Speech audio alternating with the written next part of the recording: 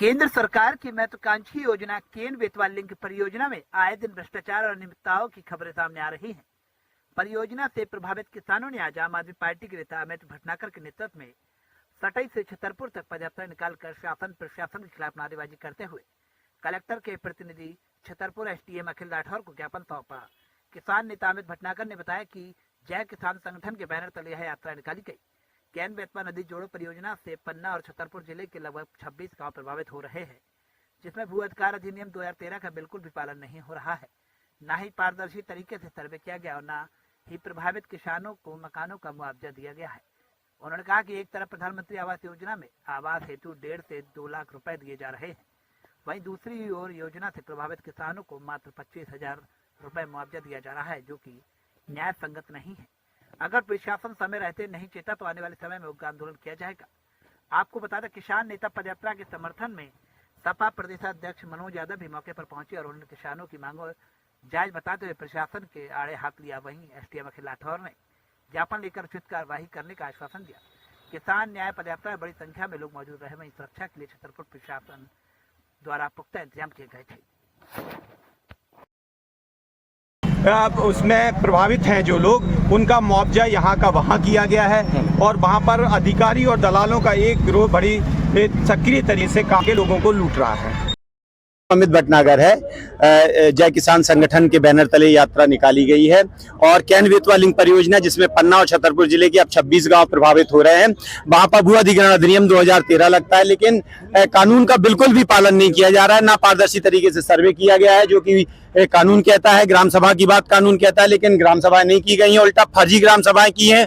जब जब किसान यहाँ पर आवेदन अपनी मांग लेकर आया है, या तो प्रशासन ने उनको झूठे आश्वासन दिए हैं या डंडे की नोक पे प्रशासन जो डंडे की नोक पर इस देश को और इस क्षेत्र को चलाने की कोशिश कर रहा है। हम किसानों की अपील है, चूंकि नए कलेक्टर आए हैं, कि हमारी जमीन गई है, कम से कम जुबान तो सुनिए। इस शीर्षक के साथ हम आए हैं। हमको आशा है कि वो हमारे साथ संवाद का एक रास्ता खोलेंगे और कानून का पालन होगा। हमारी दो ही मांग है, या तो कानून का पालन करिए या 26 गांव में बम पटक दीजिए, सबरे लोगों को मार दीजिए, है ना, या कानून का पालन करिए।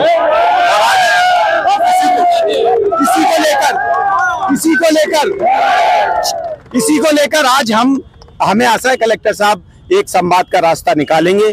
हम उनके बात को जो आश्वासन देंगे, जो कहेंगे, हम उस पर भरोसा भी करेंगे। लेकिन अगर ये आश्वासन पुराने कलेक्टर की तरह झूठा निकला तो 1 महीने के बाद आप एक बहुत बड़ा आंदोलन इस क्षेत्र में देखने को मिलेंगे।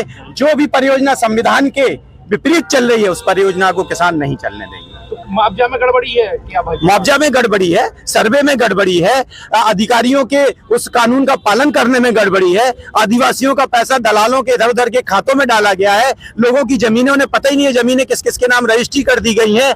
और जो अपात्र लोग हैं कहीं के, उनको मुआवजा मिल रहा है। जो वहां के पात्र हैं, लोगों के मकान, जो उन्होंने मकान बनाए हैं, मकान का 10-10 हजार रुपए, 12-12 हजार रुपए मुआवजा मिल रहा है। एक मजाक बना दिया ये परियोजना, लोगों को लूटने, किसानों को लूटने वाली, जिनके त्याग पर ये परियोजना 26 गांव के त्याग पर है। तो त्याग जिसने किया है उसका दमन किया जाता है, शोषण किया जाता है। पिछले प्रशासन यही करता रहा, लेकिन अब हमें आशा है कि कलेक्टर एक नया रास्ता निकालेंगे, किसानों की बात सुनेंगे। फिर यहाँ पर अधिकारी मौजूद है, किसी ने आपकी जो पदयात्रा है रोकने की कोशिश की या कभी?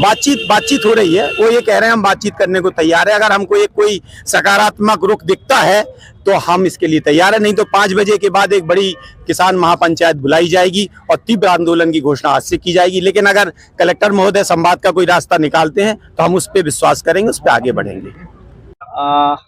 आज पिजावर अनुभाग से कुछ लोग यहाँ पर आए हैं। उनका कहना है केन बेतवा लिंक परियोजना को लेकर कुछ उनके साथ संपूर्ण उनको पैसा नहीं मिला है, तो उसको लेके वो ज्ञापन लेकर आए हैं। तो उनका ज्ञापन लिया गया है और उसको परीक्षण के लिए संबंधित एसडीएम कार्यालय में भिजवा दिया जाएगा। सर, प्रधानमंत्री महत्वाकांक्षी परियोजना है केन बेतवा लिंक परियोजना, और इसमें अनियमितताओं की लगातार शिकायतें आ रही हैं। प्रशासन की तरफ से क्या अग्रिम कार्रवाई की जाए? प्रशासन पूरी तरह से पारदर्शी है और संबंधित अनुभाग क्षेत्र में जो भी परीक्षण उपरांत जो भी मुआवजा बांटा गया होगा वो निश्चित रूप से उसका वेरिफिकेशन हुआ होगा।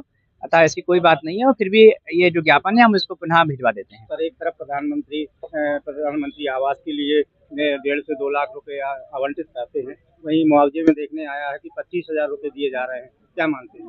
नहीं, देखिए बिना तथ्य की कोई भी बात नहीं कही जा सकती है। उन्होंने केवल मौखिक कहा है। हुआ क्या है, गाइडलाइन क्या है, पीडब्ल्यूडी के इवैल्यूएशन क्या है, उसके अकॉर्डिंग राशि मिलती है। तो जो भी राशि होती है वो कई स्तरों पे चेक होती है। कई बार कोई अगर चूक होती भी है तो कहीं ना कहीं वो वेरीफाई हो जाती है। इसलिए ये मतलब बात अभी फिलहाल मतलब बिना किसी तथ्य की है।